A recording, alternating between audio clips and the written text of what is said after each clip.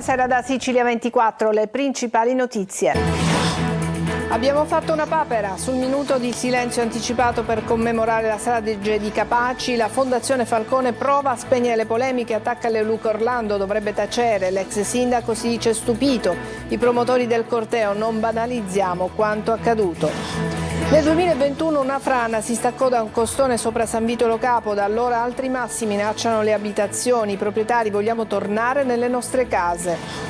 Detenuto straniero si suicida nel carcere di Barcellona Pozzo di Gotto, è il secondo in pochi mesi nella stessa struttura. In Italia sono 33 dall'inizio dell'anno.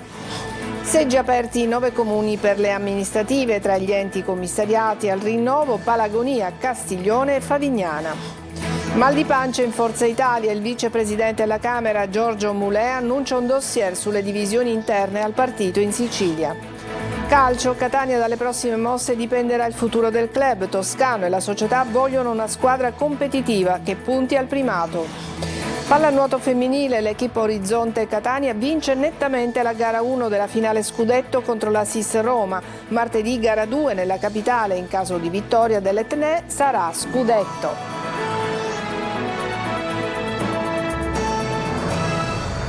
Bentrovati, non si sono ancora spente le polemiche sul minuto di silenzio che è stato suonato in anticipo in occasione del 33esimo anniversario della strage di Capaci. La Fondazione Falcone esce con un comunicato stampa e dice: abbiamo fatto una papera ma non accettiamo critiche da personaggi come Leoluca Orlando. Sentiamo Marco Gullà.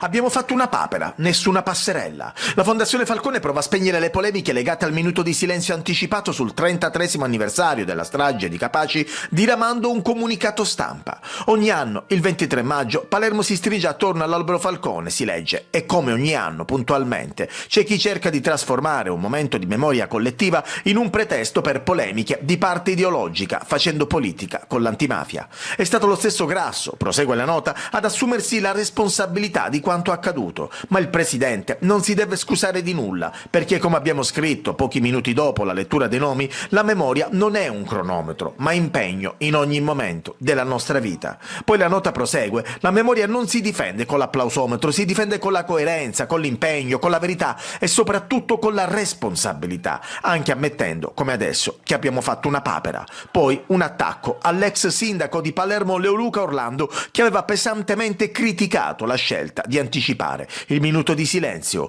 Tra le tante voci che si sono levate in questi giorni, una su tutte straordinario simbolo di incoerenza, respingiamo con forza, sul piano morale, prima ancora che politico, quella del professore Leoluca Orlando, perché non possiamo dimenticare che lui fu, negli anni più difficili, uno dei peggiori nemici istituzionali di Giovanni Falcone, contribuendo con parole e azioni a isolarlo e a delegittimarlo, fino a costringerlo a difendersi davanti al CSM, e non si è mai scusato.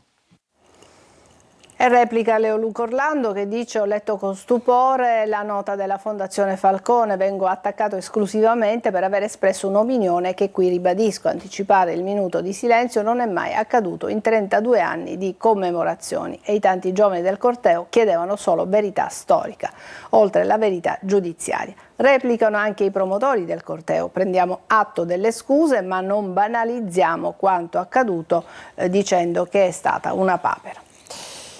Un agente di polizia penitenziaria, Antonino Grasso, di 25 anni, è morto a Caltagirone finendo contro un muro con la propria moto, una Kawasaki 600. L'incidente è avvenuto in nottata in via Parini. Il giovane lavorava in Sardegna e si sarebbe dovuto trasferire in Lombardia. Nel 2021 una frana si staccò da un costone sopra San Vito Lo Capo. Da allora altri massi minacciano le abitazioni, impedendo ai proprietari di rientrare a casa. Sentiamo Laura Spanò.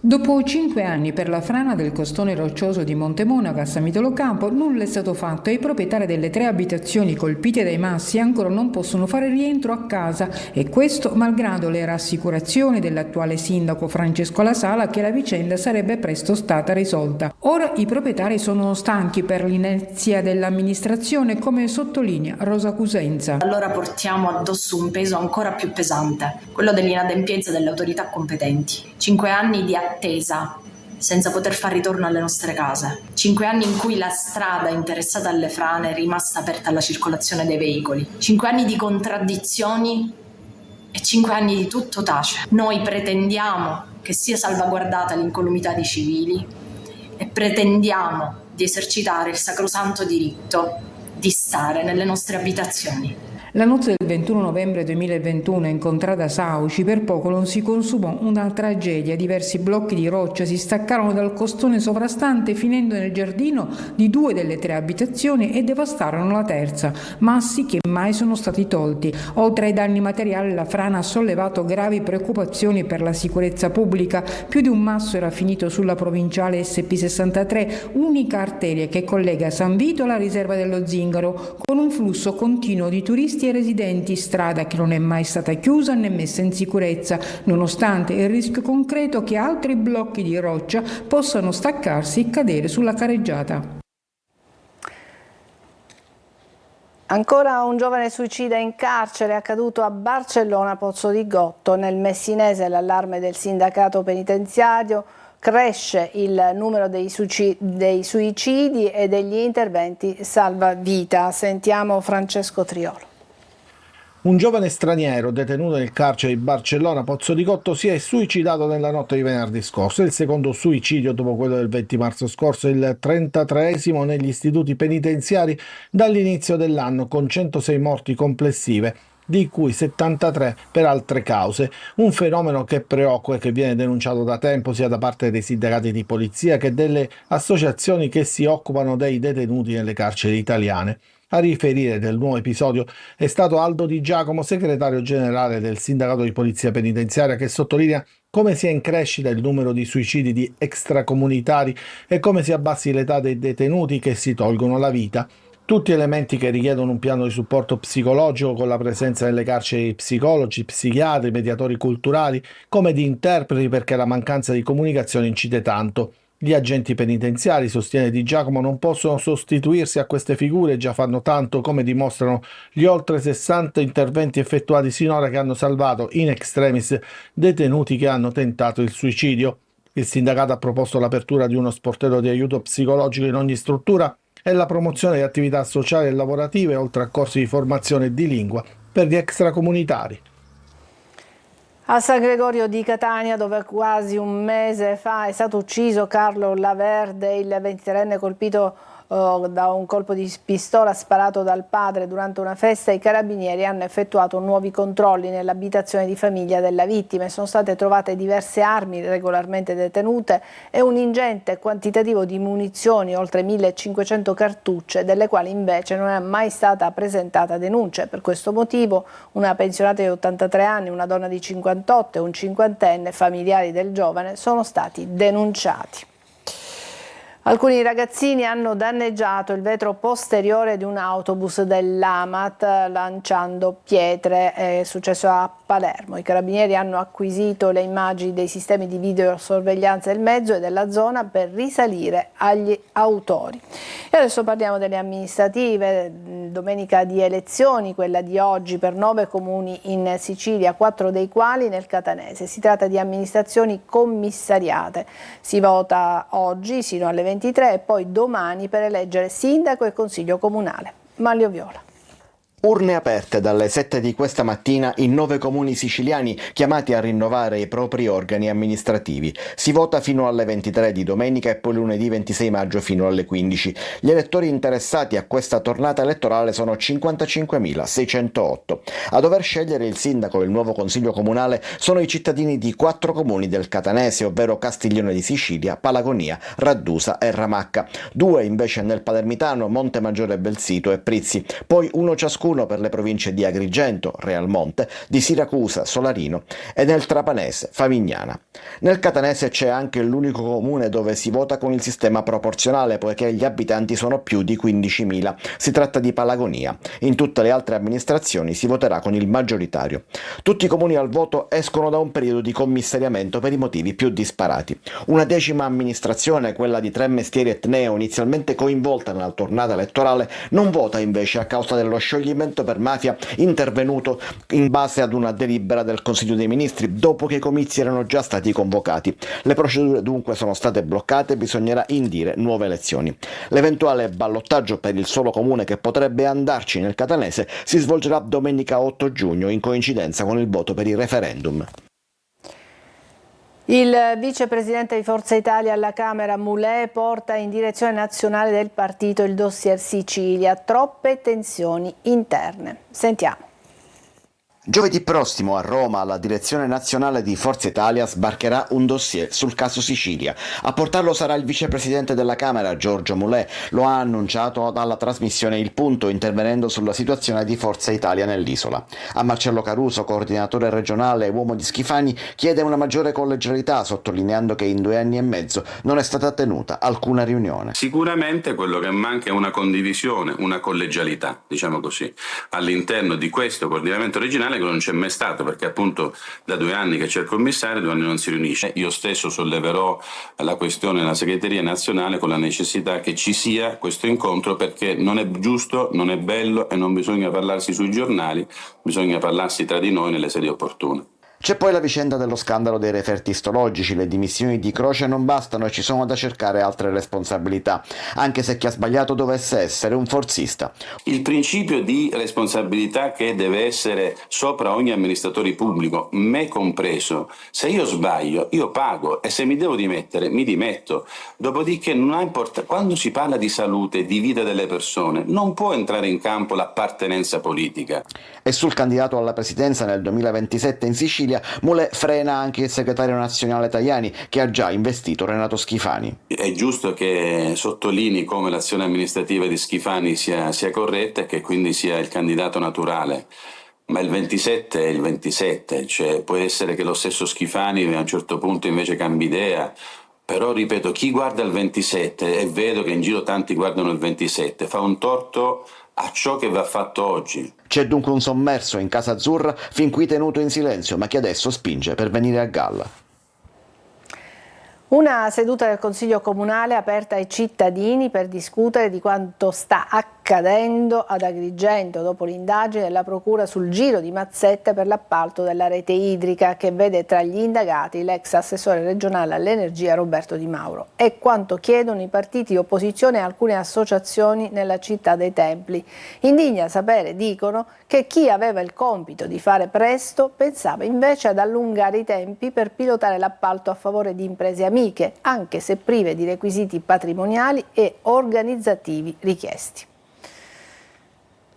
Braccio di ferro tra Nicolosi e Pelligra sull'ex Blue Tech dopo la cessione del 90% della società. Sentiamo Orazio Longo. Lunedì un incontro con i sindacati a Palermo, martedì si potrebbe già mettere un punto fermo per il possibile avvio delle operazioni di riconversione e riqualificazione dell'area di crisi industriale di Termini Imerese. Queste le novità principali delle ultime ore nella spinosa e lunga vicenda dell'ex stabilimento Fiat Bluetech.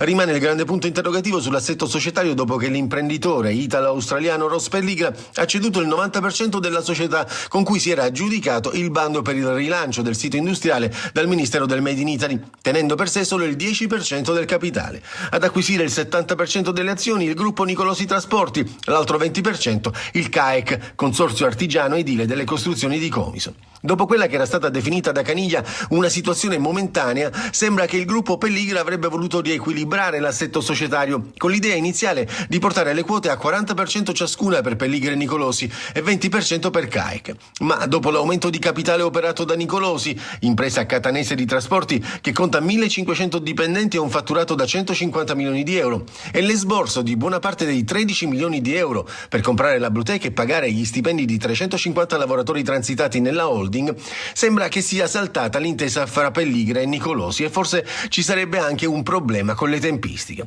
L'assessore regionale Tamaio frena gli allarmismi e fa sapere che nei prossimi giorni si confronterà con il presidente della regione che ha messo sul piatto 30 milioni di euro per l'isopensione dei 180 lavoratori ex Bluetech, e con il ministro Urso, mentre Nicolosi assicura che vi è l'interesse di diverse aziende per il progetto di rilancio del sito.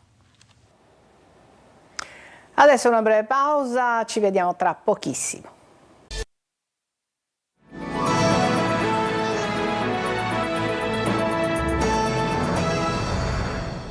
Il cocktail analcolico è la nuova frontiera del divertimento e del bere responsabile. A Catania il concorso regionale per bartender. Orazio Longo. Educare al bere responsabile e consapevole, anche puntando sui cocktail a basso dosaggio alcolico. Questa è la mission dell'Associazione Italiana Barman e Sostenitori, che ha visto la Sicilia protagonista con il 58° concorso regionale AIBES, riservata ai bartender e barmaid di tutta l'isola, che si sono sfidati a suon di bicchieri variopinti, ospiti della location realizzata per l'occasione all'Istituto Superiore Fermi di Catania. Noi puntiamo molto, come concorsi, nel divulgare e nel diffondere comunque il bere consapevole. Infatti abbiamo alcune categorie che sono a bassa gradazione alcolica, proprio perché è anche il trend e il futuro comunque del momento. Con i suoi 94 partecipanti la Sicilia si conferma per il 5º anno consecutivo la regione col più alto numero di concorrenti in Italia. La prova finale prevedeva la preparazione di 2 cocktail estemporanei attraverso una mystery box con un paniere di prodotti uguale per tutti e uno speech in lingua inglese oltre che in italiano. I primi 2 classificati della categoria Fancy Classic, insieme al primo classificato degli Junior Bartender, gareggeranno insieme in una competizione a squadre con tutte le altre regioni d'Italia. Tra giardini effimeri, orti urbani, laboratori creativi, talk e spettacoli, Comiso torna a fiorire con Innesto Intrecci Urbani in centro storico. Veronica Barbarino. Si passeggia per strade e vicoli pieni di piante e fiori come immersi in un grande giardino. Comiso fiorisce con Innesto, una rassegna che ruota intorno al rapporto tra esseri umani e mondo vegetale, fatto di piante di ogni tipo in una mostra botanica ricca di curiose varietà. Abbiamo portato l'arancio chocolate, chiamato arancia verde, che anticamente cresceva ai piedi dell'Etna ed è di una dolcezza spettacolare. Questo geranio, che si chiama comunemente in Sicilia, viene chiamato malvarosa, si usa in profumeria e si può usare anche in cucina. Abbiamo anche la passiflora da frutto, il passion frutto maracujá, e anche la passiflora incarnata, la pianta più rinomata tra le passiflore per le proprietà officinali. Tutte da coltivare con amore e passione, ma per chi non ha il pollice verde? Consigliamo una carnivora perché è una pianta tanto delicata ma tanto semplice. L'importante è avere una buona illuminazione e acqua distillata o demineralizzata. E ancora cultura e creatività si uniscono a momenti di divulgazione e laboratori che guardano al futuro, come al cambiamento climatico che è possibile contrastare. Possiamo riparare al danno che abbiamo fatto. In che modo? Innanzitutto cercando di sprecare di meno l'energia, le risorse. Perché? Perché se consumiamo inutilmente l'energia vuol dire che stiamo inquinando inutilmente l'atmosfera, e poi cercare di utilizzare dell'energia che non inquini l'atmosfera, quindi appunto ad esempio le fonti rinnovabili, ma anche per certi versi il nucleare, quelle fonti di energia che non comportano l'inquinamento dell'atmosfera. Occorre quindi far germogliare un futuro più consapevole, sensibile e fertile. Adesso una breve pausa e poi il calcio.